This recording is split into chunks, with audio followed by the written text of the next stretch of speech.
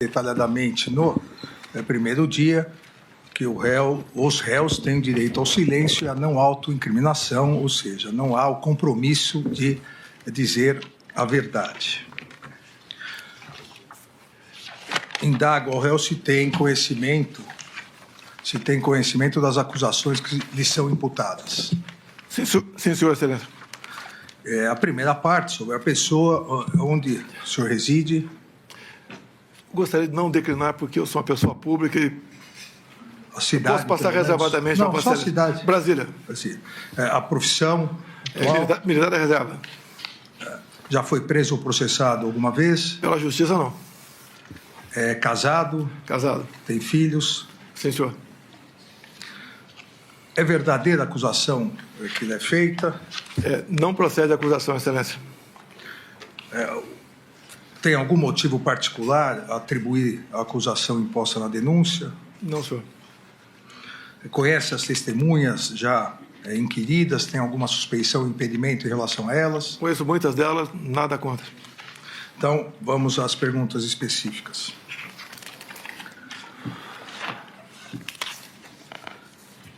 Eu inicio aqui indagando ao ex-presidente Jair Bolsonaro. Eu vou fazer de forma cronológica. No dia 5/7/2022, a reunião ministerial, que já foi várias vezes aqui citado, uma vez que outros réus do Núcleo 1 participaram, o ex-ministro da Justiça Anderson Torres, Paulo Sérgio Nogueira, o ex-ministro da Defesa, e Augusto Heleno, também o ex-ministro da Casa, do GSI.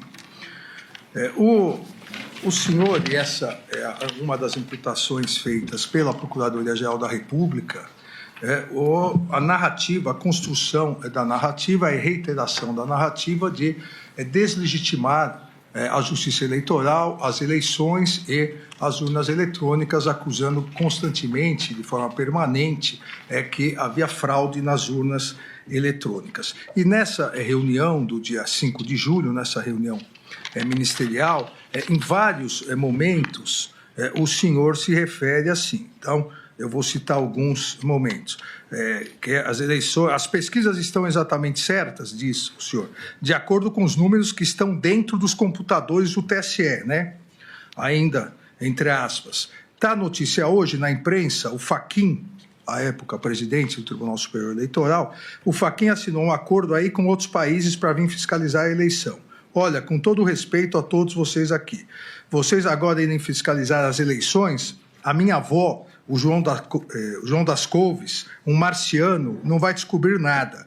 É tudo perfumaria. É como aquela pessoa que se maqueia muito bem para se parecer bonita, né? Mas se der uma chuvinha, vai tudo por terra. É o que está acontecendo no Brasil.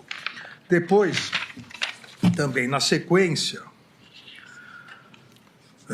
o senhor se referindo diretamente ao ex-ministro Paulo Sérgio diz, entre aspas, nós vamos esperar chegar 23, 24 para se fuder, depois perguntar por que eu não tomei providência lá atrás. E não é providência de força, não. Um palavrão. Não é dar tiro. Ô, Paulo Sérgio, vou botar a tropa na rua, tocar fogo aí, metralhar. Não é isso, porra. Daí para frente, quero todo ministro fale o que eu vou falar aqui e vou mostrar. Se está achando que eu vou ter 70% dos votos e vou ganhar como ganhei em 2018 e vou provar, o cara está no lugar errado. Aqui não tem ninguém com... E continua. Aí mais um trecho, entre aspas. Por que os caras estão preparando tudo, pô? Para o Lula ganhar no primeiro turno, na fraude. Vou mostrar como e por quê. Alguém acredita aqui em Fachin, Barroso, Alexandre de Moraes? Alguém acredita? Se acreditar, levanta o braço. Acredita que eles são pessoas isentas, estão preocupados em fazer justiça, seguir a Constituição? Aí, num outro trecho da reunião, também entre aspas, o nosso Supremo aqui é um poder à parte, é um super Supremo. Eles decidem tudo, fora, muitas vezes fora das quatro linhas. Não dá para a gente ganhar o jogo, né?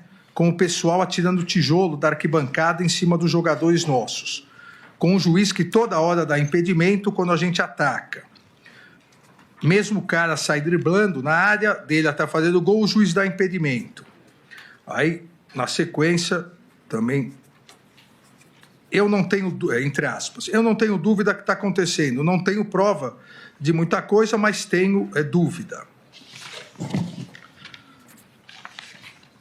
Essas afirmações que o réu fez nessa reunião, na verdade, elas foram uma sequência de várias afirmações em várias entrevistas. Então, eu queria que o réu esclarecesse qual era concretamente o fundamento que o réu tinha para poder alegar fraudes, que havia fraudes nas eleições, fraude nas urnas eletrônicas, e que os ministros do TSE, citados nominalmente à época, os ministros do Supremo, que faziam parte do TSE, do ministro Barroso, o ministro Fachin e eu, estariam direcionando as eleições. Sim, senhor ministro. Primeiro, boa tarde, Vossa Excelência, senhor ministro Luiz Fux, senhor Paulo Gonet. Eu fiquei 2 anos como vereador e 28 como parlamentar. A minha retórica sempre foi parecida com isso. Vamos lá. A questão da desconfiança, suspeição ou crítica às urnas não é algo privativo meu. Eu poderia citar vários nomes, citaria apenas alguns aqui. O senhor Flávio Dino, em 2012, quando ele perdeu a eleição, ou 2010, quando ele perdeu a eleição para o governo do Maranhão. Ele diz, eu teria um vídeo, mas foi indeferido o pedido, mas no vídeo está o seguinte: hoje eu tive a oportunidade de ser vítima de um processo que precisa ser aprimorado, ser melhor auditado, que é o sistema das urnas eletrônicas. E depois, o senhor acredita que houve fraude? Houve várias modalidades. Palavra do senhor Flávio Dino.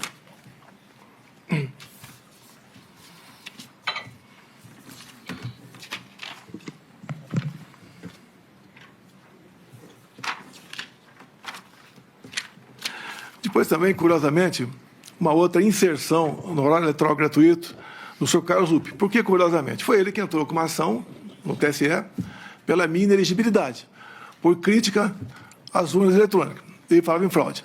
Mas numa das inserções, aproximadamente 30 segundos, que até hoje está no Facebook dele, ele termina dizendo o seguinte: sem a impressão do voto, não há possibilidade de recontagem. Sem recontagem, a fraude impera. Repito a Vossa Excelência, até hoje isso está lá no Facebook do senhor Carlos Lupe. Eu batalhei muito na Câmara, desde 2012, pelo voto impresso. Consegui aprová-lo em 2015 para 2016. A senhora Dilma Rousseff vetou, a proposta voltou para o Congresso, só na Câmara nós derrubamos o veto, com votos do PT, inclusive. No Senado, algo parecido, também derrubamos o veto. Fiquei feliz que teríamos, em 2018, o voto impresso. Eu não lembro se eu pedi audiência ou o ministro Fux me convidou. Eu fui conversar com ele sobre essa questão. E ele mostrou para mim que 5% das sessões eleitorais do Brasil teria o voto impresso. Por que 5%? Porque não tinha recurso para mais coisa. E, com o tempo, ia chegar a 100%. Fiquei muito feliz, agradecer ao ministro Fux, me tratou muito bem. Mas, infelizmente, logo depois, por 8-3, o Supremo Tribunal Federal declarou o voto impresso como sendo inconstitucional, porque a impressão do voto poderia ferir a segurança das eleições. Bem, então tivemos o voto normal em 2018. A minha campanha 2018, algo atípico, com todo respeito, nem eu esperava que me eleger presidente, tendo em vista quem eu era. Eu era um parlamentar que não era parlamentar de partido, eu não tinha apoios políticos, mas acabei, então, como desde 2014, após o segundo turno das eleições, eu me lancei pelo Brasil falando que ia disputar a eleição em 2018, acabei me elegendo, sem antes passar por uma facada, quase me levou a óbito. Me permite estender um pouquinho mais essa questão aqui. Pode ficar à vontade. Me elegi presidente, não tinha quem botar na presidência, poucos nomes tinha para botar na presidência, acabei montando o ministério e nós aqui, com pessoas competentes, sem o critério político partidário para botar as pessoas lá, fizemos um ministério que é reconhecido por grande parte da população como um ministério excepcional. Fizemos muita coisa. Lei da Liberdade Econômica, o PIX, Água para o Nordeste, Bolsa Família, triplicamos o seu valor, Marcos, entre tantas e tantas outras coisas. A questão do armamento também, apesar de ser acusado de ser um armamentista visando a violência diminuiu quase 30% entre o governo anterior e o meu governo, tendo em vista a política de armamento. Bem, outra coisa importante também, onde comecei a criar inimizades cada vez maiores, desde o começo do meu mandato, foi na escolha de pessoas para compor aqui bancos oficiais estatais. Só falar de 2 estatais só. Porto de Santos dava um prejuízo de 500 milhões por ano, entreguei com lucro de 500 milhões. Então, esse 1 bi ia para algum lugar, para algum ralo, ganhei inimizades por aí. Uma outra, para ser mais rápido, Itaipu Binacional. Chegamos lá, botei o senhor Silvio Luna como presidente da estatal, e ao longo de 4 anos, nós reduzimos a tarifa em dólar de 45%, e uma empresa que era conhecida apenas por gerar energia, o que ela fez a mais? Fez a segunda ponte com o Paraguai, uma ponte com 170 metros de vão. Começamos a fazer a segunda ponte Porto Mutinho. Alongamos em 600 metros o aeroporto de Foz do Iguaçu. Mais ainda, atendemos com pequenas obras de infraestrutura mais 50 municípios no entorno da bacia. Asfaltamos a Transboiadeira, 43 quilômetros. Fizemos o acesso aos aeroportos. Ou seja, sobrou dinheiro para fazer muita coisa lá. E, obviamente, isso, no passado, a tarifa era cheia e nem obra era feita e era usado à vontade esse recurso. Por que à vontade? Porque é uma empresa que não é auditada pelo TCU por ser binacional. O que os conselhos decidem, está decidido e ninguém toca mais no assunto. Então, quando a gente começa a tapar os ralos da corrupção, aparece uma enormidade de pessoas que vão contra a gente. Eu não cortei recurso para a imprensa por ser malvado. É que eu fui o único presidente, senhor ministro, o único que tinha um teto de gasto pela frente. Eu não podia gastar mais do que aquilo, diferentemente do que acontece agora, do que acontecia antes de mim. Ganhei também, então, uma antipatia enorme da imprensa contra a minha pessoa. E também a questão das pautas dos costumes, né? Eu sou católico, minha esposa é evangélica, e eu sempre preservei a família e a inocência de criança em sala de aula. Mais um foco de atenção contra a gente. E até do próprio Supremo Tribunal Federal, respeitosamente, eu tinha pelo menos uma ação por semana para me explicar em 24 ou 48 horas o porquê daquilo. Mas faz parte da regra. Vossa Excelência, o senhor ministro Fux, aqui do Supremo, não me viram desrespeitar uma só ordem do senhor. Não me viram em nenhum momento eu agi contra a Constituição. Eu joguei dentro das 4 linhas o tempo todo. Muitas vezes me revoltava, falava palavrão, me revoltava, tá? Falava o que devia falar, sei disso, mas, no meu entender, fiz aquilo que tinha que ser feito. Quanto à providência na questão das eleições aqui, eu deixo claro a Vossa Excelência, as Forças Armadas não se miscuíram na política. E nem eu, como presidente, também fiz o mesmo. O senhor ministro Barroso, enquanto presidia o TSE, criou a Comissão de Transparência Eleitoral e colocou lá dentro, entre outras instituições, as Forças Armadas. O que eu falei para o ministro da Defesa? Já que colocaram a gente aqui, vamos fazer o melhor possível para nós auxiliarmos o TSE para que a eleição seja mais clara e transparente possível. No tocante àquela reunião de julho, onde alguns falam que reunião do golpe com 20 plaquinhas na frente das pessoas, mas 40 pessoas assistiam. Vossa Excelência falou ali que dos 70%. Coincidência, talvez, ministro? Eu complementei. Vão aparecer 49. Apenas uma coincidência. Não tinha prova de nada no tocante. Isso aí, um desabafo meu, com toda certeza. Dúvida sobre eleições. Aqui eu tenho um documento aqui da Associação Nacional dos Peritos Criminais Federais. Diz logo na entrada aqui. As fragilidades das urnas eletrônicas sem o voto impresso. E mais na frente, também, a Associação Nacional dos Peritos Criminais diz: fraude sistêmica facilitada, consenso científico, todo sistema eletrônico / computacional possui vulnerabilidades. Então, basicamente, senhor ministro, a minha retórica me levava a falar dessa maneira. Essa reunião não era para ter sido gravada, algo reservado. como em tudo quanto é local, você faz reunião reservada. Alguém gravou, no meu entender, de má fé. E ela tornou-se pública. Então, eu não estaria explicando essa questão aqui agora. Essa foi a minha retórica, que usei muito enquanto deputado e depois como presidente, também buscando aí o voto impresso como uma forma a mais de termos mais uma barreira, né, para evitar qualquer possibilidade de se alterar o resultado de umas eleições.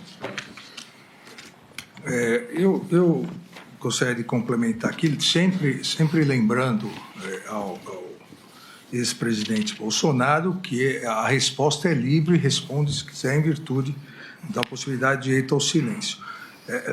A questão na reunião, além da imputação de fraude, de problemas às urnas, também há o incentivo, e essa é a imputação feita pela Procuradoria-Geral da República, o incentivo à deslegitimação da Justiça Eleitoral. E eu leio um outro trecho aqui,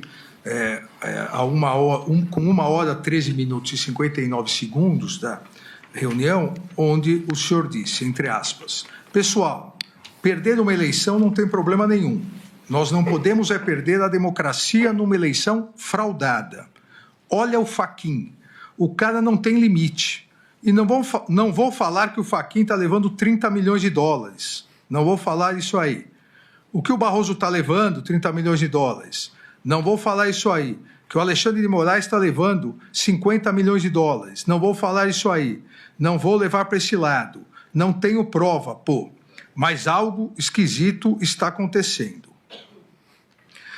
Esse cidadão que está aqui é um marxista, advogado do MST. O Alexandre de Moraes, vocês sabem qual é a vida pregressa dele. O Barroso, vocês também sabem.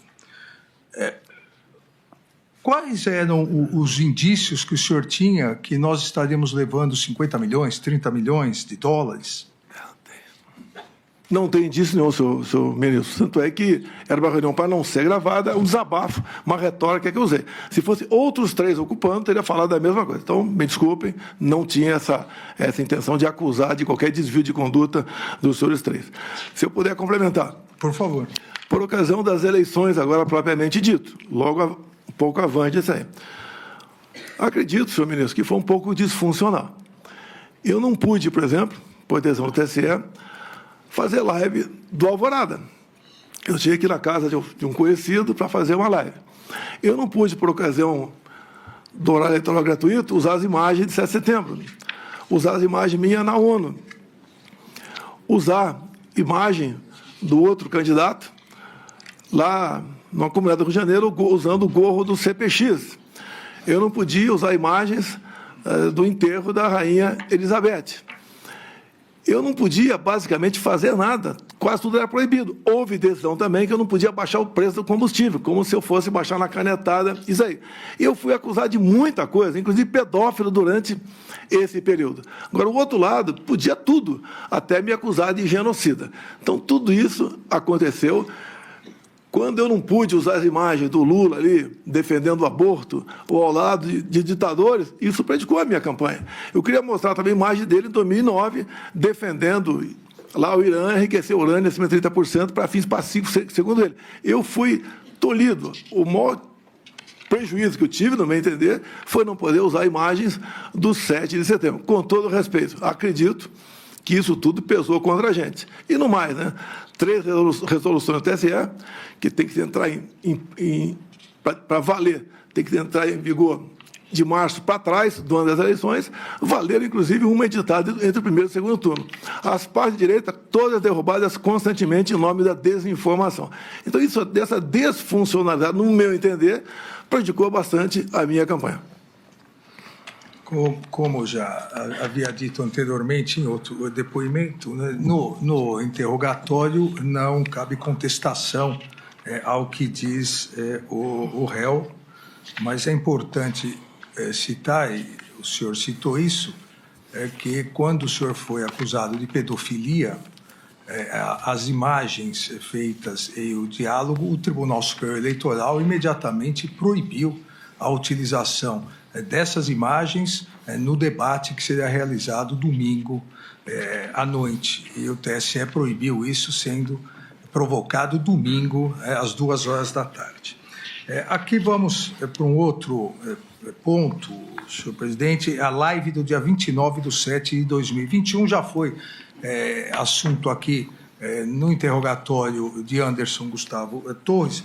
Na live, da mesma forma, volta a questão de fraude às urnas, volta a questão da acusação ao TSE, e a partir disso, para eu não me tornar repetitivo, a partir disso surge uma questão, e eu acho que o senhor gostaria até de esclarecer, surge uma questão de um inquérito aberto por determinação da ministra Rosa para apurar fatos no TSE, e que o senhor sempre repetiu algo que não correspondia ao objeto do inquérito, como se aquele inquérito estivesse sendo escondido, porque aquilo mostraria fraude nas urnas eletrônicas. O inquérito, até a pedido da defesa do senhor e da defesa do réu Walter Souza Braga Neto, já está, inclusive, nos autos. Então, se o senhor quiser esclarecer esse ponto que surge na live, e a partir da live continua durante todo o segundo semestre de 2021 e durante todo o período de 2022 até as eleições. Sim, senhor. Na semana seguinte ao segundo turno de 2018, foi instalado um inquérito, 1361, para apurar inconsistências, fragilidade do sistema eleitoral. E o inquérito começou a voar, a andar bastante rápido. Numa das primeiras páginas, o diretor de TI do TSE, seu José Janino, foi ouvido. E foi a primeira pergunta feita para ele sobre a atuação dos hackers lá dentro. E ele responde que eles estiveram de abril até o final do segundo turno dentro dos computadores do TSE. Obviamente, a entrada eram por TRS outros, mas foi a resposta do diretor de TI, José Janino, que estiveram lá dentro. A segunda resposta que o José Janino respondeu a um questionamento é que eles haviam capturado as senhas de um ministro, posso falar o nome dele? Por favor. Sérgio Banhos, e 5 diretores outros. Quer dizer, além do hack que está lá dentro, ele teve que sequestrar a senha de um ministro e 5 diretores. E a terceira pergunta, que foi respondida mês depois, não para o senhor José Janino, mas para o outro servidor, mas lá atrás foi pedido ao senhor José Janino os logs, que podiam ser entregues no dia seguinte. Levou aproximadamente 9 meses, e a resposta foi que o log havia sido inadvertidamente apagado. Tanto tempo para responder isso. Isso tudo, senhor ministro, no meu entender, não entendo quase nada de informática, são medidas que estimulam o que poderia até ser fake news contra o sistema eleitoral brasileiro. Essas respostas sendo mais rápidas e precisas, como esse inquérito está aberto até hoje, poderia dirimir essas dúvidas. Esse inquérito 1361 está em aberto até hoje, está em São Paulo, e Vossa Excelência, eu acho que foi após aquela live minha, que era um inquérito ostensivo, Vossa Excelência classificou como confidencial. Então, aí ficou realmente uma preocupação grande da nossa parte. Não vou sugerir nada a quem quer que seja aqui, mas acredito que, dado o que vem acontecendo de reclamações por ocasião das eleições, para o bem da democracia, seria bom que algo fosse aperfeiçoado para que não pudesse haver qualquer dúvida sobre o sistema eleitoral. Se não houvesse essa dúvida, com toda certeza, nós não estaremos aqui hoje. Na verdade, não há nenhuma dúvida sobre o sistema eletrônico, e esse inquérito não tem absolutamente nada a ver com as urnas eletrônicas, absolutamente nada, e a sua defesa vai poder esclarecer bem, porque já está juntado aos autos. Mas da live, acho que isso é o importante. Vamos a um terceiro ponto, que é também importante, citado na denúncia, se o senhor quiser esclarecer. É um ponto que, inclusive, gerou a ação de inelegibilidade no Tribunal Superior Eleitoral, que é a reunião com os embaixadores, a reunião ocorrida dia 19/7/2022. Nessa reunião, em que, na condição de presidente da República, o senhor convidou mais de uma centena de embaixadores houve várias afirmações e vários ataques, né, à Justiça Eleitoral, ao Poder Judiciário e à lisura das eleições. O senhor, obviamente, se recorda dessa reunião. Eu vou citar alguns trechos aqui e o senhor fique à vontade se quiser esclarecer. Volta essa questão do inquérito, que, como eu disse, o inquérito não tem absolutamente nenhuma ligação com as urnas. O inquérito foi um hacker que ingressou e pegou banco de dados de servidores e o senhor diz, entre aspas, teria muita coisa a falar aqui, mas eu quero me basear exclusivamente isso para os embaixadores, em um inquérito da Polícia Federal que foi aberto após o segundo turno das eleições de 2018, onde um hacker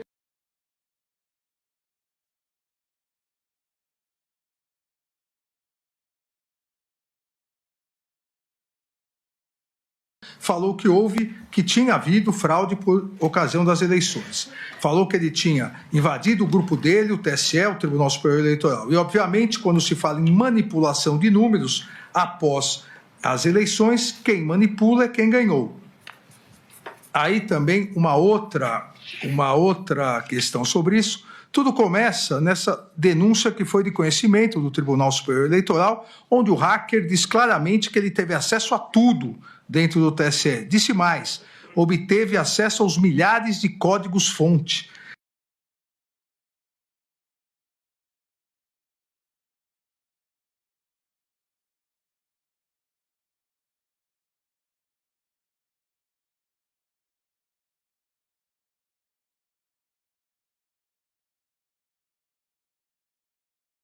Que teve acesso à senha de um ministro, bem como de outras autoridades, várias senhas ele conseguiu.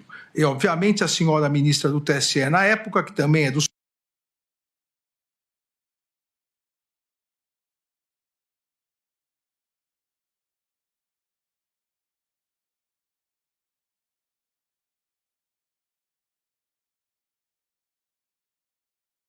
Supremo Tribunal Federal, Rosa Weber, fez com que o inquérito fosse instalado aqui, nas palavras do senhor.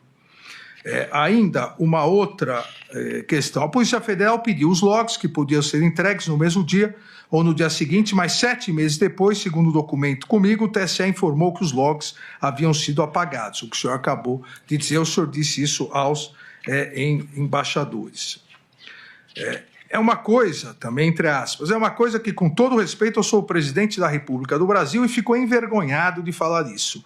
O que é comum, né, acontecer em alguns países do mundo é o chefe do executivo conspirar para conseguir uma reeleição.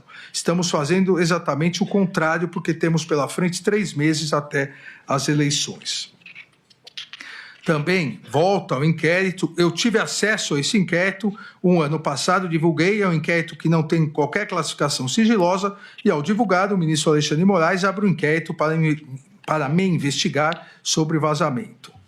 E ainda, o que nós temos aqui no Brasil é que quando se fala em eleições, elas têm que ser totalmente transparentes, coisa que não aconteceu em 2018. Volta a dizer sobre as eleições, não poderíamos ter tido eleições em 2020 sem apuração total do que aconteceu. O sistema é completamente vulnerável, segundo o próprio TSE, e, obviamente, a conclusão da Polícia Federal. Ainda mantém a acusação de fraude ao sistema eleitoral perante os embaixadores, dizendo não era um sistema confiável porque ele é inauditável. É impossível fazer uma auditoria em eleições aqui no Brasil. Aí coloca a questão do ministro Fachin, presidente, a suspeição. Deixo claro, isso para os embaixadores, eu repito, deixo claro quando se fala em ministro Fachin, ele foi o responsável por tornar Lula inelegível. Poderia citar outros trechos, um trecho que também não é verdadeiro. O senhor disse, não é o Tribunal Superior Eleitoral quem conta os votos, é uma empresa terceirizada. Eu acho que nem precisava continuar essa explanação aqui. Nós queremos, obviamente, estamos lutando para apresentar uma saída em relação a isso.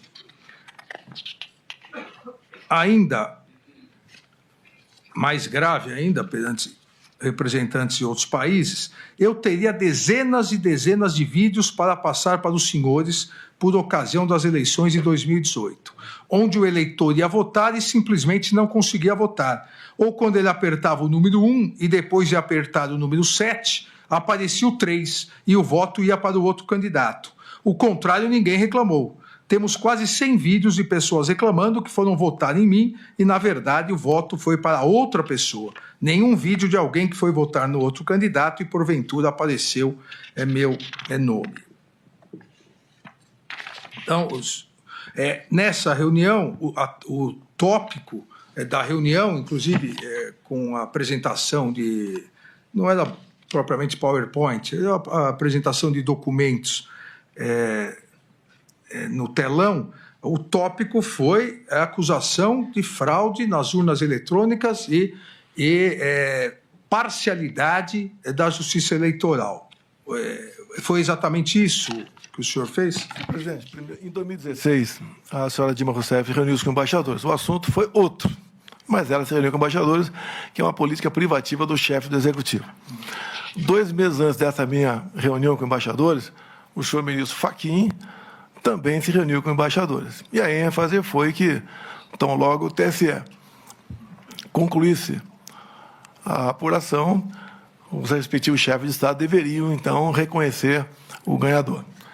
Essa é a norma, é a regra, só que me causou surpresa. Daí eu convidei os embaixadores para mostrar o inquérito 1361. E, com todo respeito, mesmo que seja um outro foco, um inquérito, tá? Após a minha conversa com embaixadores, no dia seguinte, ser classificado como confidencial, a gente fica um pouco surpreso com isso. E, obviamente, não foi de agora, não foi enquanto do então presidente Jair Bolsonaro.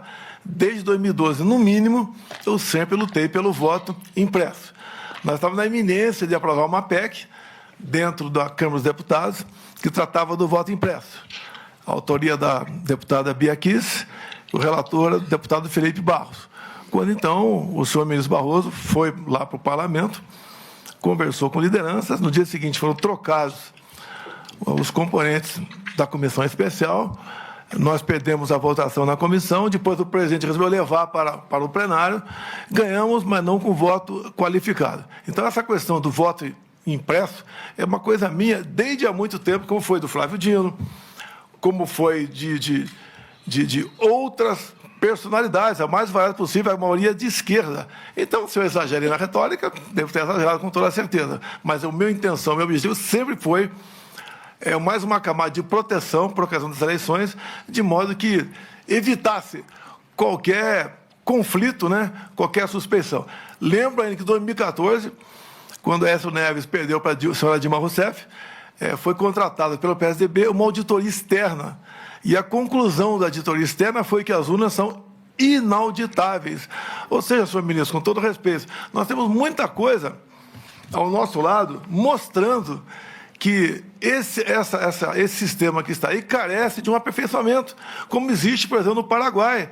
No Paraguai, a eleição, no meu entender, ideal, o papel da urna, como passou a existir nas últimas eleições, até na Venezuela, que foi permitido lá notar que algo de anormal estava acontecendo. Nós não podemos esperar que aconteça isso no Brasil para tomar providência. Me permita aqui, eu estou baseado, as minhas críticas, eu posso ter exagerado na forma, na entonação, mas na Associação Nacional dos Peritos Criminais Federais, não sou eu que, da minha cabeça, se bem que acredito, com todo respeito, pela imunidade parlamentar, pelo fato do parlamentar ele poder usar das palavras, voto, à vontade, eu poderia lá atrás, como sempre falei isso aí, talvez esse vício eu tenha trazido para o Poder Executivo. E repito mais uma vez aqui, são dos peritos, né? Mais uma vez, fraude sistêmica facilitada, consenso científico, todo o sistema eletrônico computacional possui vulnerabilidades. A intenção minha não é desacreditar, sempre foi alertar para aprovar. Hoje o clima está tão esquisito, até dentro do parlamento, que quando se busca uma assinatura para uma PEC do voto impresso, o parlamentar tem medo de assinar a PEC. Tanto é também, senhor ministro, talvez você esteja sabendo, um projeto de reforma eleitoral está no Senado Federal já na reta final. E lá tem um artigo que diz que todo aquele que duvidar, como eu duvidei aqui, do sistema eleitoral, pena 7 anos de reclusão. Eu acho que isso não é democracia, não é o que nós queremos. Nós queremos, com toda certeza, a Vossa Excelência quer e acredita no sistema. Tudo bem, a opinião do senhor, a minha opinião por lá de cá também, nós devemos buscar aí maneira de evitar que isso aconteça. Repito, se tivéssemos um voto semelhante do Paraguai ou das urnas agora da Venezuela, nenhum de nós estaria nesse momento, para mim, bastante desagradável estar perante a Vossa Excelência nessa circunstância. Agradeço a resposta. Uma outra questão que me parece importante, o senhor acompanhou aqui os outros interrogatórios, acompanhou também a oitiva das testemunhas de acusação e defesa, e um dos pontos levantados na acusação e tratado nessa ação penal foi a operação realizada pela Polícia Rodoviária Federal no dia do segundo turno, a partir de boletins de inteligência realizados, e a imputação que é feita e foram direcionados para onde o candidato adversário, o senhor hoje é presidente da República, onde ele tinha tido mais votos no primeiro turno, principalmente na região Nordeste, que lá fosse feita uma operação para evitar que os eleitores chegassem. Essa é a imputação feita pela Procuradoria-Geral. O senhor teve conhecimento dessa operação? Não, senhor. O senhor nunca conversou com isso com o ex-diretor-geral da PRF, Silvinei? Não, de vez em quando eu conversava com ele. Não, sobre isso. O que eu fiquei sabendo sobre isso, após o ocorrido, é que nenhum eleitor deixou de votar nessas regiões, é o que eu fiquei sabendo depois. Uma outra questão importante, o senhor já tocou nesse assunto, mas acho que é bom esclarecer alguns pontos. A Comissão das Forças Armadas, que participou durante o período eleitoral, sobre a interlocução que era feita no Tribunal Superior Eleitoral, tanto na presidência do ministro Fachin, de fevereiro a agosto, quanto na minha presidência, era por meio do ministro, então o ministro Paulo Sérgio Nogueira de Oliveira. E ele foi o responsável por, digamos assim, coordenar essa comissão e levar o relatório final, as conclusões dessa comissão. O senhor mantinha contato com eles, o ministro da Defesa, sobre essa comissão? As Forças Armadas entraram na Comissão de Transparência Eleitoral. Eu era o chefe supremo das Forças Armadas. O que eu pedia sempre para o ministro da Defesa é fazer um relatório mais imparcial possível. E que se não houvesse, e só colocasse ali o que não tivesse qualquer sombra de dúvida. O relatório saiu, se eu não me engano, dia 11 de novembro. Não tinha prazo para entregá-lo. Eu acho que ele entregou no momento certo, com o seu arrazoado, que atendeu, no meu entender, a todos nós. Tem dois momentos que são importantes para esclarecer, se o senhor quiser se manifestar sobre eles. O primeiro é o momento em que o então ministro da Defesa, o general Paulo Sérgio, ele comunica ao TSE e pede uma reunião para entregar essa conclusão que teria sido já realizada pela comissão. E desmarca logo após, semanas, na verdade, isso seria uma terça-feira logo após o primeiro turno, e aí só depois do dia 9, 10 de novembro foi entregue. O senhor ficou sabendo disso? O senhor pressionou ele para que ele revisse essas conclusões? O meu relacionamento com qualquer ministro nunca foi sob pressão ou sobre autoritarismo. Em especial, posso dizer, existia isso lá no documento que criou a Comissão de Transparência Eleitoral. A segunda questão importante a esclarecer sobre esse tópico, após a apresentação do relatório, das conclusões da Comissão das Forças Armadas, o Tribunal Superior Eleitoral emitiu uma nota em relação a essas conclusões. E houve uma uma espécie de réplica do Ministério da Defesa, dizendo que, apesar de ter entregue aquele relatório que não apontava nenhuma fraude, nenhuma vulnerabilidade, não poderia dizer que isso não poderia vir a ocorrer. O senhor chegou a conversar com o então Ministro da Defesa para que ele soltasse essa nota? Eu tomei conhecimento disso, teve minha aquiescência. Agora, como diz aqui no relatório aqui da Associação Nacional de Peritos Criminais, né? Todo o sistema eletrônico possui vulnerabilidades. O que não é vulnerável hoje pode ser amanhã. Então, passou a ser uma preocupação nossa, porque estavam inseridos dentro do processo eleitoral via a comissão criada pelo ministro Barroso. O senhor teve contato com o relatório final das Forças Armadas? O ministro Paulo Sérgio mostrou para o senhor? Ele entregou, eu tomei conhecimento sem problema, não houve reação nenhuma da minha parte, nenhuma. E o senhor acreditou no relatório das Forças Armadas? Como a partir do momento que você não tem prova de nada, a gente acredita. E vamos, da minha parte, vou continuar, né, enquanto for possível, buscando colaborar com o TSE para que não haja qualquer dúvida. Pode até não ter havido nada no passado, mas a dúvida, eu acho que ela faz parte da nossa vida, faz parte da democracia, a crítica, e assim a gente vai continuar agindo, mas sem nenhuma intenção de afrontar o poder, aí, o judiciário no caso.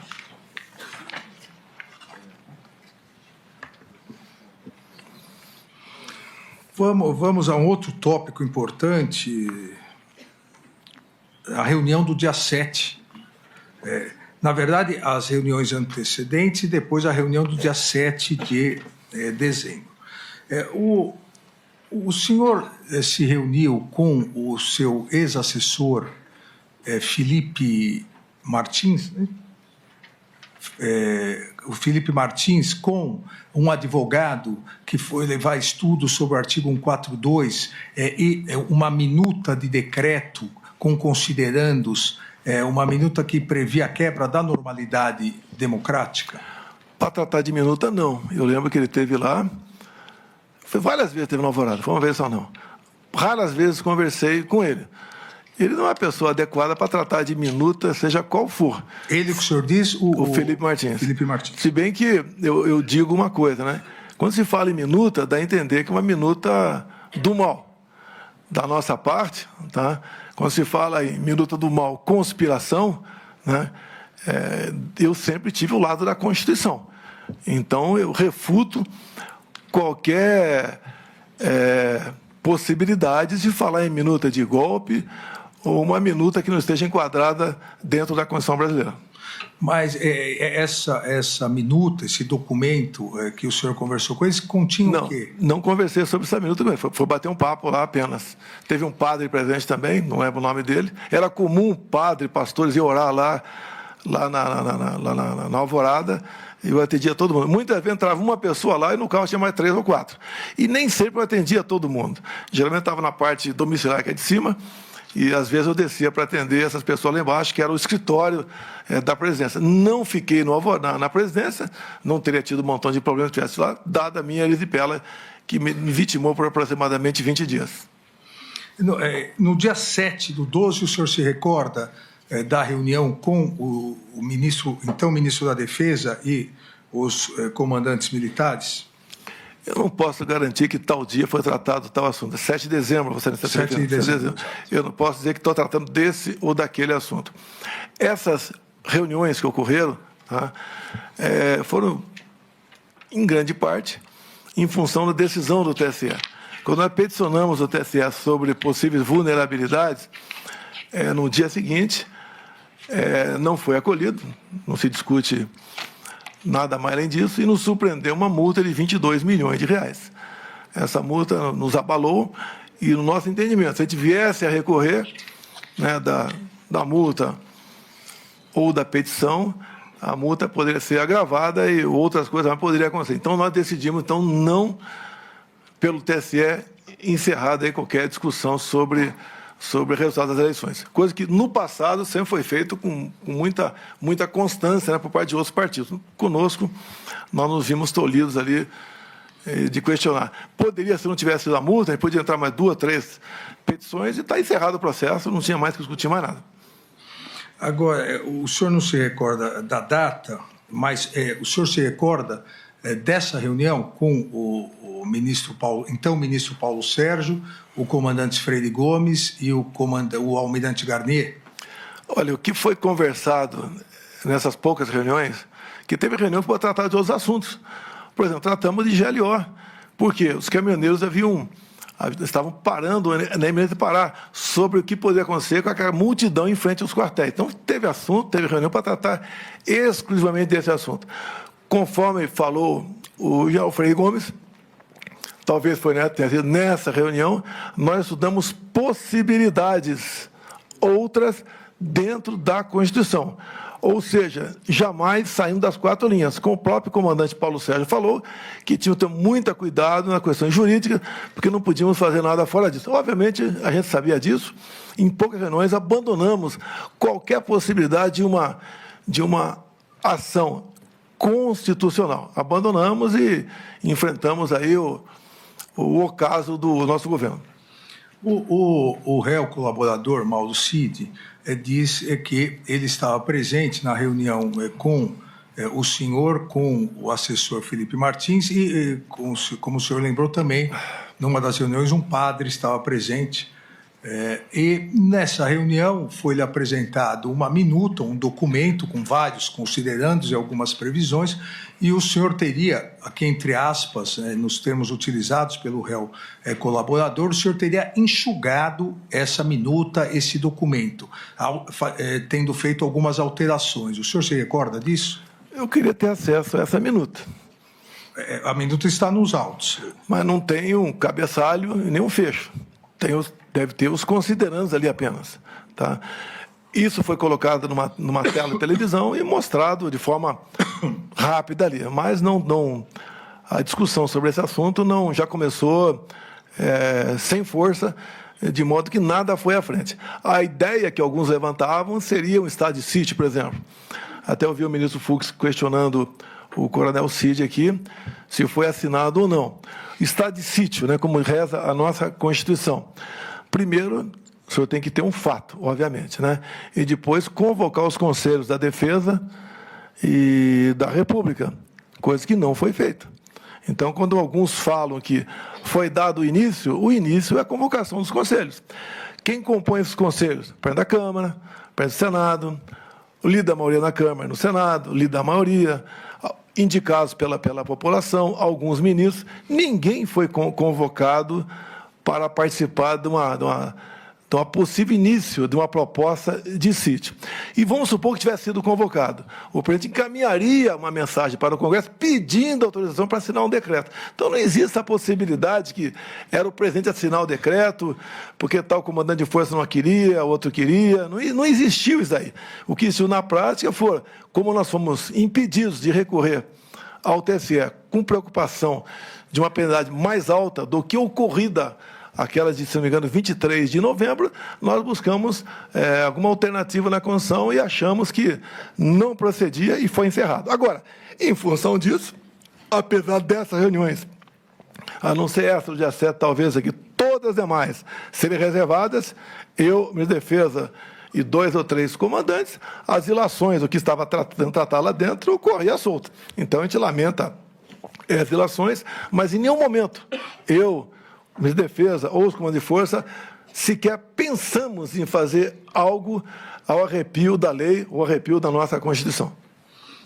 Mas eu entendi a sua resposta, mas eu gostaria de saber, até porque no dia 26 de março, agora, desse ano, 2025, após o recebimento da denúncia do Núcleo 1, inclusive contra o senhor deu uma entrevista coletiva, e na entrevista coletiva o senhor disse que teve acesso a essa minuta, a esse documento, que leu essa minuta, esse documento. Então, eu gostaria, se for possível, desse esclarecimento. Chegou uma minuta, um documento, um esboço, como o senhor queira chamar, por parte do assessor Felipe Martins, o senhor teria enxugado, alterado alguma coisa e teria, nessa reunião do dia 7, mostrado ao comandante, ao almirante Garnier, ao ministro Paulo Sérgio e ao comandante Freire Gomes? Não procede o enxugamento, né? Tinha os considerandos. Tanto as informações que eu tenho que não tenho na fotografia do telefone do coronel Cid, não tem o cabeçalho, nem o fecho ali. Eu conheço muito bem o Felipe Martins. Se ele tivesse participado de qualquer coisa, eu saberia precisar aqui qualquer contato com ele. Não procede. Eu vi agora há pouco o advogado do Anderson Torres, doutor Demóstenes, falando que talvez tenha sido um coronel, citou o nome dele, que tenha passado aquela matéria lá. Então, eu quero isentar aqui, por questão de consciência, o Felipe Martins. Sobra o advogado do Anderson Torres é o doutor Novak, do almirante Garnier então, é o doutor Demóstenes. Eu me equivoquei, doutor Demóstenes do Garnier, me desculpa. Mas, tirando aqui o Felipe Martins desse momento, mas nessa reunião o senhor mostrou ao comandante Freire Gomes algum documento, como ele disse. Foi passado na tela. Foi passado na tela. Os considerandos foram bastante rápidos ali. Não havia, da nossa parte, uma gana de procurar, mesmo sendo, vamos supor que viéssemos encontrar remotamente algo na Constituição, não existia essa vontade. O sentimento de todo mundo é que não tínhamos mais nada que fazer. Se tivesse ser feito alguma coisa, seria lá atrás, via Congresso Nacional, não foi feito, então tínhamos que entubar o resultado das eleições e poder até a Vossa Excelência perguntar por que não passou a faixa. Eu não ia me submeter à maior vaia da história do Brasil. Só ele concordar comigo. Eu me submeti a um... mas eu não iria perguntar para o senhor. Não, eu sei que o senhor não ia perguntar. Mas seria uma explicação. Porque alguns dizem que muita coisa aconteceu porque eu não passei a faixa. Não passei porque não me submeter a passar a faixa para esse atual mandatário que está aí. O comandante, o então comandante do Exército, Freire Gomes, disse que em determinado momento ele... disse no inquérito da Polícia Federal e depois, quando reperguntado por mim em juízo, ele disse que em determinado momento ele foi obrigado a dizer ao senhor que se as medidas de exceção fossem tomadas, ele teria, primeiro que o Exército jamais iria aderir e ele teria que tomar providências. Isso ocorreu? Não é nem tomar providência, também entender, é internar quem tivesse com uma intenção dessa natureza. As Forças Armadas... missão legal dada é missão cumprida. Missão ilegal não é cumprida. Agora, em nenhum momento, como vi depois nos autos, alguém me ameaçou de prisão se prosseguisse naquela missão. Até eu repito aqui, o meu tratamento, não só com o Ministério da Defesa, com todos os comandantes de força, era semelhante de companheiro de turma da academia. Nessa reunião ainda, e o senhor acompanhou hoje o interrogatório do almirante Garnier, nessa reunião, em algum outro momento, o almirante Garnier colocou as tropas da Marinha à sua disposição? Em hipótese alguma. Não existe isso. Até eu digo a Vossa Excelência, se nós fôssemos prosseguir no estado de sítio, ou até mesmo defesa, as medidas seriam outras. Na ponta da linha que teriam outras instituições envolvidas. Agora, não tinha clima, não tinha oportunidade, não tínhamos uma base minimamente sólida para fazer qualquer coisa. E, repito, só foi conversado esses outros hipóteses constitucionais, tendo de vista o TSE ter fechado as portas para a gente com aquela multa lá que espero que um dia, Vossa Excelência, possa reconsiderar aquela multa e volte para o partido. Está fazendo muita falta para a gente aqueles 22 milhões de reais. Transitou em julgado, porque o plenário do TSE confirmou.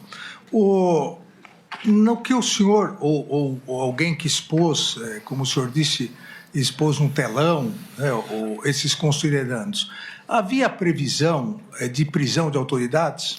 Só tinha considerandos lá, então não se fala em o que tem na cabeça e lá no fundo, tinha apenas considerandos. Então, o senhor nunca teve contato com uma minuta, um documento ou um esboço que previa a prisão de autoridades e intervenção na Justiça Eleitoral? Falar contra autoridades, isso aí... Não, prisão contra autoridades. Falar contra autoridades, sugerir prisão, isso aí, na nossa reunião não está previsto isso. Não houve isso. Não está previsto isso. Nem a intervenção da Justiça Eleitoral com a criação de uma comissão eleitoral. O que estava previsto, repito a Vossa Excelência, eu gostaria de ter acesso ao documento para discuti-lo. Se eu não estou tendo acesso, eu não tenho como discuti-lo. Porque as conversas eram bastante informais. Não era algo proposto aqui, vamos decidir, nada disso aconteceu. Era conversa informal, ver se existia alguma hipótese de um dispositivo constitucional para nós atingirmos aqui um objetivo que não tínhamos atingido no TSE. Isso foi descartado logo na primeira e segunda reunião. O senhor teve conhecimento da reunião ocorrida no dia 14 do 12, convocada pelo então ministro da Defesa, general Paulo Sérgio, em que ele convocou os 3 comandantes das forças e apresentou também um documento? O senhor teve conhecimento disso? Olha, o senhor da Defesa tinha liberdade para conduzir o seu ministério. Qualquer reunião que ele, porventura, fosse fazer, não tinha que dar conhecimento a mim, a não ser que tivesse uma repercussão outra, né? Eu desconheço que ele tenha dado informações para mim dessa reunião do dia 14. Então, o senhor não ficou sabendo dessa reunião, nem do que foi tratado nessa reunião? O senhor ministro dá a entender que tudo que aconteceu em novembro e dezembro envolvendo Forças Armadas era questão eleitoral. A vida continuava no Brasil. Eu assinei mais de 10 decretos, vários projetos de lei. Tivemos problemas com os caminhoneiros. Uma das vezes eu conversei, não sei qual foi, chefe militar, foi ministro da Defesa, porque eu fiz um vídeo pedindo a desmobilização dos caminhoneiros. Se não me engano, foi dia 1º ou 2 de novembro. Se eu quisesse tumultuar o Brasil, é só virar as costas. Tínhamos quase 1.000 pontos de paralisação pelo Brasil. E eu não me omiti. Eu fiz o vídeo, gostaria de passá-lo aqui, não é possível, para exatamente desmobilizar essa questão, e tivemos sucesso. Faltou alguns que não saíram, daí foi conversado, não sei com qual chefe militar, a forma de abordá-los. Porque, às vezes, o militar quer chegar de uma certa forma e a minha opinião é diferente. Então, conversamos sobre essa possibilidade. Mas, graças a Deus, esse movimento dos caminhoneiros, que abalou muito o governo Temer lá atrás, até na questão econômica, e eu falei nesse meu vídeo, né? A gente não pode parar o Brasil, porque as consequências nefastas da economia serão horríveis para todos nós brasileiros. E o nosso método de agir nunca foi o que o outro lado sempre fazia. Nós aqui nunca invadimos patrimônio público, os 4 anos do meu governo, nós não prejudicamos o direito de ir e vir, as nossas manifestações na Paulista, em Copacabana, em outros locais, não teve uma lata de lixo virada, o senhor vai na delegacia, não tem o boletim de ocorrência de um só telefone furtado ou roubado, ou seja, nós somos diferentes. Então, essa dos caminhoneiros, apesar de eles estarem ali manifestando uma insatisfação, não seria dessa forma que nós aí buscaríamos atingir o nosso objetivo. Eu sempre defendi qualquer manifestação pacífica, seguindo a norma, a regulamentação, as leis, avisando as autoridades, e daí as nossas manifestações, até uma vez o ministro Fux estava no Supremo, estava preocupado com o 7 de setembro, eu falei, fica tranquilo, nosso pessoal não tem esse problema. Mas mesmo assim, ministro, tinha um batalhão lá embaixo, lá na garagem,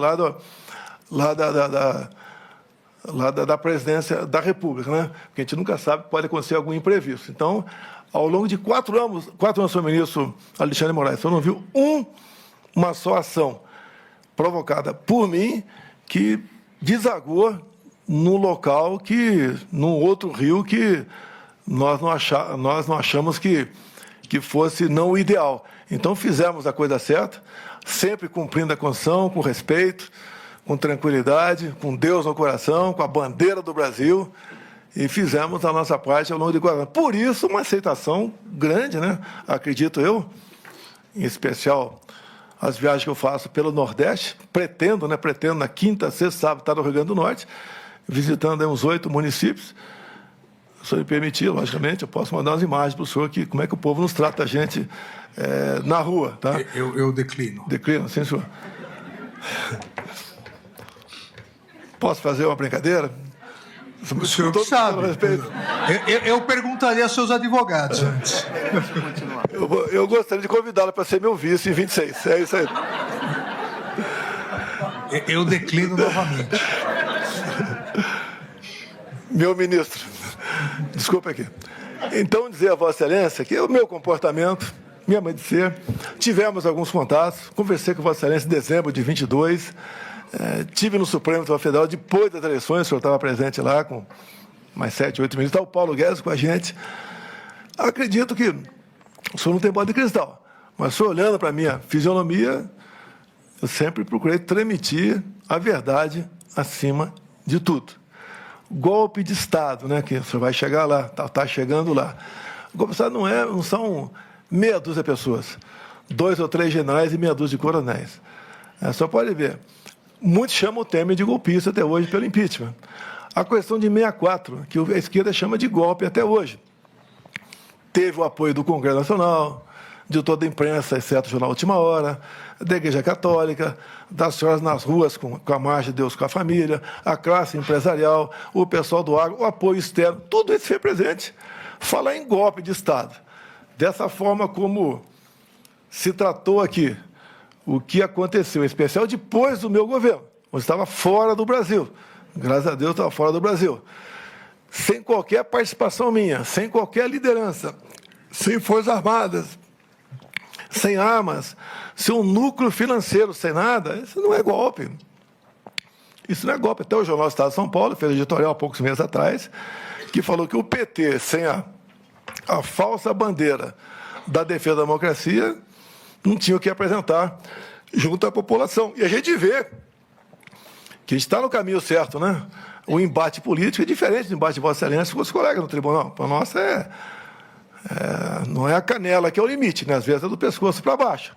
Mas muitas pessoas fazem isso até pensando que está certo, bem intencionado. O que nós buscamos dessa forma aqui? É um norte, é uma direção comum. E eu busquei fazer isso o tempo todo no meu governo. Nunca fugi das 4 linhas da Constituição. Golpe, eu fico até às vezes arrepiado quando se fala que o 8 de janeiro foi um golpe. Aquelas 1.500 pessoas, pobres coitados, que até foi levantada por um dos que me antecederam agora há pouco aqui, sem ônibus, né, chegaram na região do setor militar urbano na madrugada de domingo. E o pessoal foi embora logo depois da baderna. E sobrou para quem estava acampado aqui. Quem realmente fez, foi embora. Agora, aquilo não é golpe. Não foi encontrada uma arma de fogo junto àquelas pessoas. O próprio Lula, no dia anterior, que é uma pessoa bastante, coração muito grande, ele foi para Araraquara para ver aí uma erosão de uma chuva que tinha ocorrido dia 29 de dezembro. Ele estava fora de Brasília. Outras coisas mais aconteceram, acho que não é o caso de comentar aqui. E a gente só tem uma coisa a afirmar a Vossa Excelência. Da minha parte, por parte de comandantes militares, outros que estavam do meu lado, nunca se falou em golpe. Golpe é uma coisa abominável. O golpe até seria fácil começar. O after day, que é simplesmente imprevisível e danoso para todo mundo. O Brasil não poderia passar por uma experiência dessa. E não foi sequer cogitado essa hipótese de golpe no meu governo. Ainda, só para encerrar essa questão da reunião do dia 14, que o senhor não ficou sabendo dela, depois da reunião, o comandante Freire Gomes ou o comandante Batista Júnior foram conversar com o senhor sobre isso ou não? Eu não estou lembrado se foram conversar. Sei que o brigadeiro Batista Júnior, quando a gente conhece as pessoas, depois que dá o poder ou quando perde o poder, né? Ele foi cuidar da vida dele. Ele só comparecia, no meu entender, a qualquer evento se fosse... Eu nunca convoquei ninguém convidado. Agora, conversei sim com militares, às vezes de forma isolada, até para ter uma noção da conjuntura, o que estava acontecendo, trocar informação. Porque, ministro, quando o senhor perde uma eleição, ministro, é um vazio que o senhor não imagina.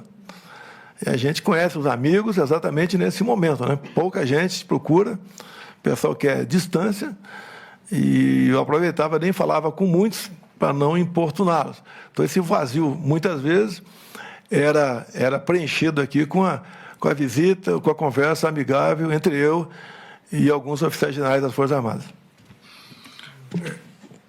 Mudando aqui um pouco de tópico, mas dentro do que foi imputado ao senhor pela Procuradoria-Geral da República, a questão é da desinformação e a deslegitimação da Justiça Eleitoral. O senhor se reuniu com o hacker Delgatti e com a deputada Zambelli, que teria levado esse hacker, sugerindo que ele poderia invadir o TSE, e o senhor teria encaminhado a uma reunião no Ministério da Defesa para ser recebido pelo general Paulo Sérgio? Olha, a Carla Zambelli levou o hacker, eu recebi, não entendo nada de informática, não senti confiança nele, como de praxe, né? De acordo com o Ministério, eu encaminhei o hacker a ir para a Comissão de Transparência Eleitoral e nunca mais tive contato com ele. O senhor teve algum retorno não. do general Paulo Sérgio sobre eventual reunião? Nem sei se foi recebido na defesa ou não. Algum retorno da deputada Zambelli também? Não. Falando ainda em reuniões interessantes, o senador Marcos Duval e o ex-deputado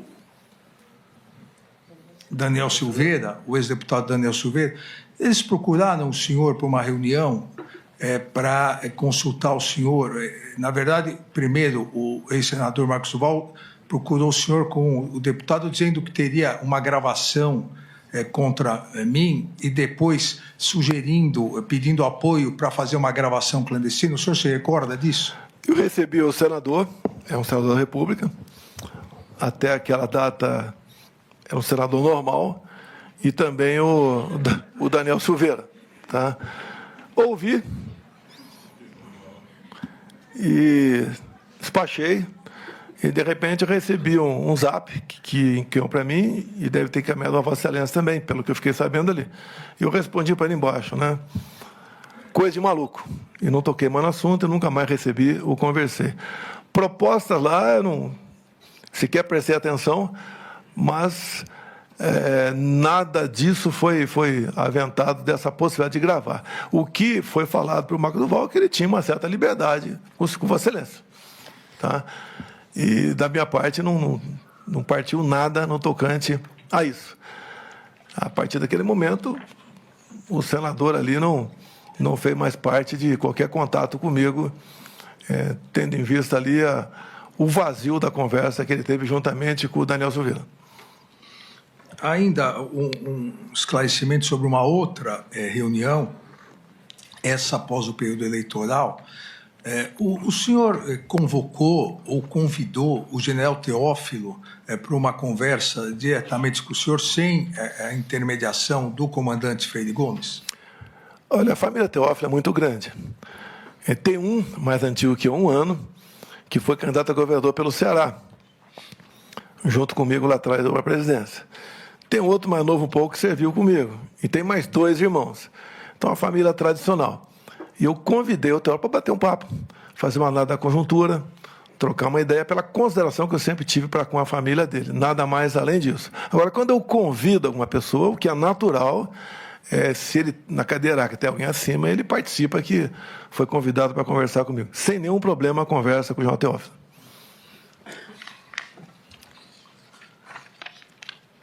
Uma outra questão aqui para podermos esclarecer, foi apreendido pela Polícia Federal o que a Procuradoria, a Polícia Federal e a Procuradoria chamam de agenda, o que o advogado do general Heleno chamou não de agenda, mas o próprio general Heleno chamou de agenda, da Caixa Econômica Federal, onde havia diversas anotações relacionadas segundo a Procuradoria-Geral da República, a uma possível quebra da normalidade. O senhor teve acesso a essa agenda? O senhor conhece? Conversou alguma vez com o general Heleno sobre isso? O general Heleno é um dos homens mais respeitados nas Forças Armadas e fora dela.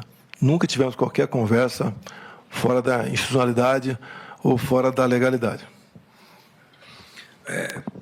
Continuando aqui em relação ao general Heleno, o brigadeiro Batista Júnior, no seu depoimento como testemunha, disse, e hoje o general Heleno confirmou a partir da inquirição feita pelo seu próprio advogado, é que no dia 17 de dezembro, que foi a formatura do neto do general Heleno no ITA, o general Heleno pediu uma carona ao brigadeiro Batista Júnior para poder retornar, porque havia sido convocado naquele momento para uma reunião com o senhor na presidência, o que causou surpresa ao brigadeiro Batista Júnior, porque o general Heleno estava lá com a família, haveria o jantar, a festa, a noite da formatura, e ele precisou se ausentar. O senhor lembra o motivo dessa convocação?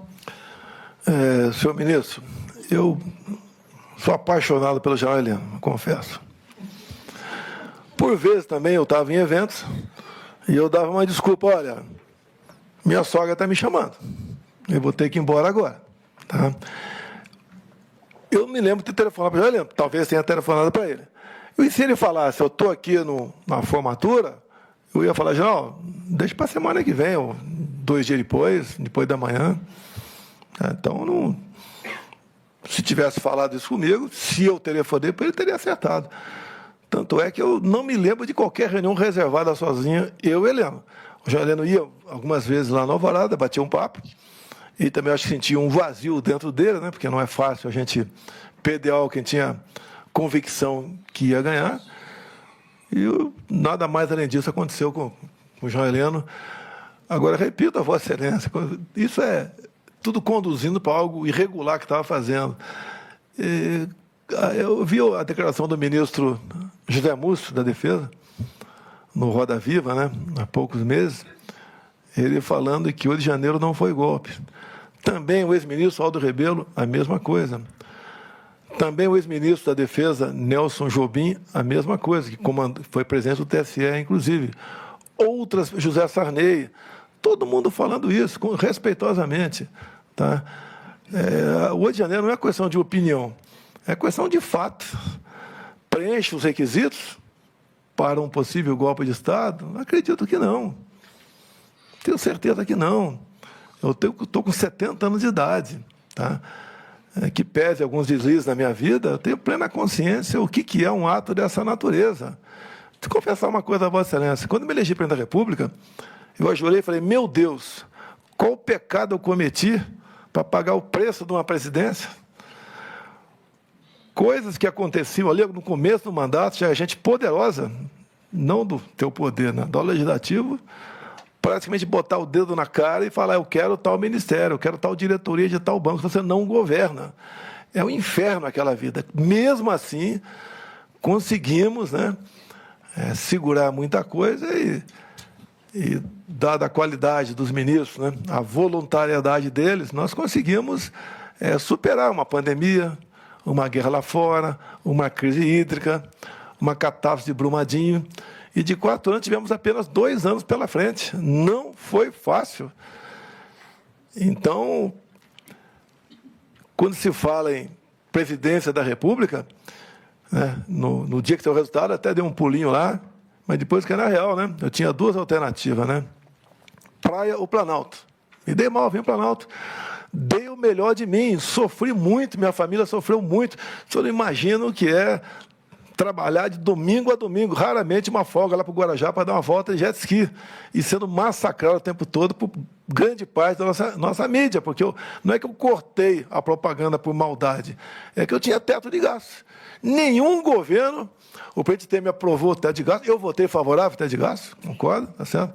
Mas nem o presidente Temer teve o teto de gastos, porque passou para o outro governo essa questão. E nós conseguimos segurar a economia graças a essa emenda à Constituição, que foi revogada ainda na transição. O senhor pode ver, foi revogada na transição. Na transição mesmo, os deputados não estão mais com o senhor. O senhor é presidente, mas o senhor está ali chupando um bagaço de cana o tempo todo. Ou seja, fizemos a nossa parte, demos tudo de mim. Me permita confessar uma coisa, Vossa Excelência, acho que vale a pena até para quem está nos ouvindo aqui. Mesmo no meu governo, chegou um deputado, chamou de apelido, né? Ele tinha um apelido, né?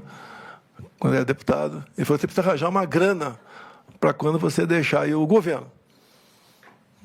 É um susto, né? Que grana é essa? Tem que arranjar algumas dezenas de milhões de reais, porque quando você deixar o governo, você vai ter problemas seríssimos com a justiça. O pessoal vai para cima de você, como foram para cima de quase todos. Eu não fui para cima do Temer, obviamente, uma certa liberdade com ele, amizade, tenho carinho e consideração muito grande por ele, mas não pedi para brincar contra quem quer que seja, não persegui ninguém, não aparelhei instituição nenhuma, não botei amigo meu em lugar nenhum, ou seja, estritamente voltado para atender o anseio da nossa população. E eu falei para esse colega, né? Eu só tinha uma maneira de arranjar essa grana, fazendo besteira. Não vou fazer.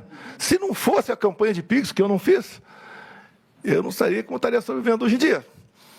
17 milhões, depois tem um pingado, chegou a 18 milhões de reais, e a gente gasta.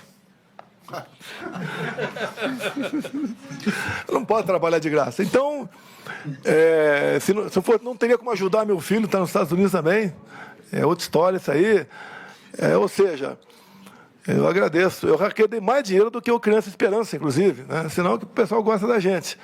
Mas eu, senhor ministro, do coração, fiz e dei o melhor de mim na presidência, mesmo não esperando se eleger presidente. E eu não tenho obsessão pelo poder, eu tenho paixão pelo nosso Brasil. Estou com 70 anos de idade, se tiver outra cirurgia igual essa última que eu passei agora aqui, segundo o médico, eu vou estar no bico do urubu, então já vivi bastante e quero continuar colaborando com o meu país. Obviamente, não gostaria de ser condenado, até porque eu entendo que nada que estou sendo acusado procede. Eu quero ajudar o meu país e conto com tem dois aqui, um procurador muito importante também, que tem um julgamento isento. E eu peço a Deus que ilumine todos os senhores por ocasião da feitura do voto, do parecer, para o bem do nosso país. Uma última questão ao interrogado. Como se dava e qual era o relacionamento do senhor com o pessoal, as pessoas acampadas à frente do quartel aqui em Brasília? Havia algum tipo de relacionamento? Olha, quando acabou o segundo turno, foi um movimento voluntário. Eu nunca fui a acampamento. Tá? Tinha informações pela mídia, especial mídias sociais. Tá? Uma outra pessoa, quando passava na alvorada, falava o que estava acontecendo.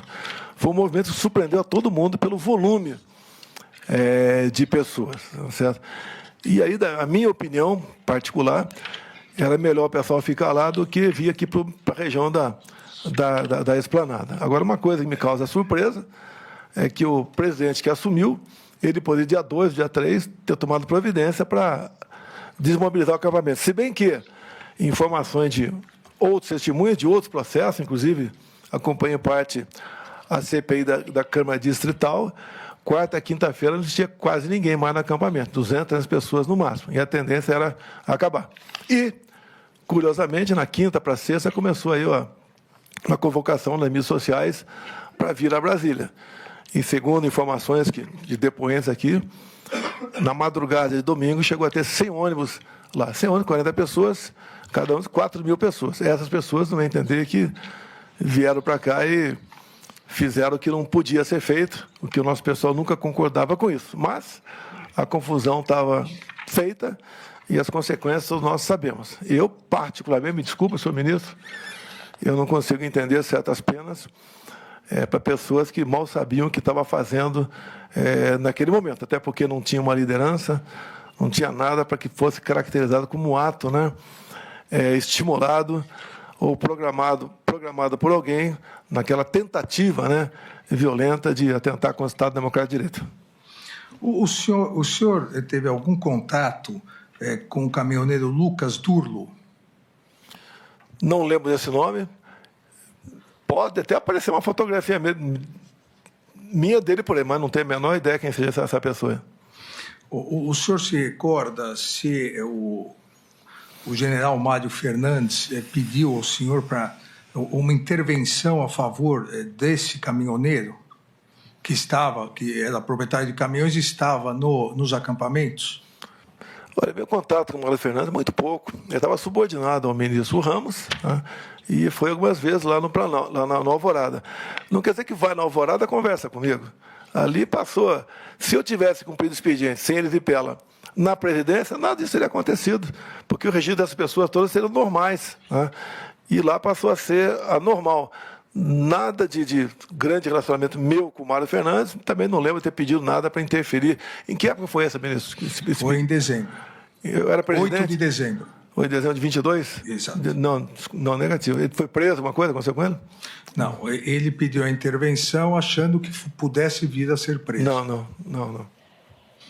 Então, eu agradeço ao interrogado e passo a palavra ao ministro Luiz Fux.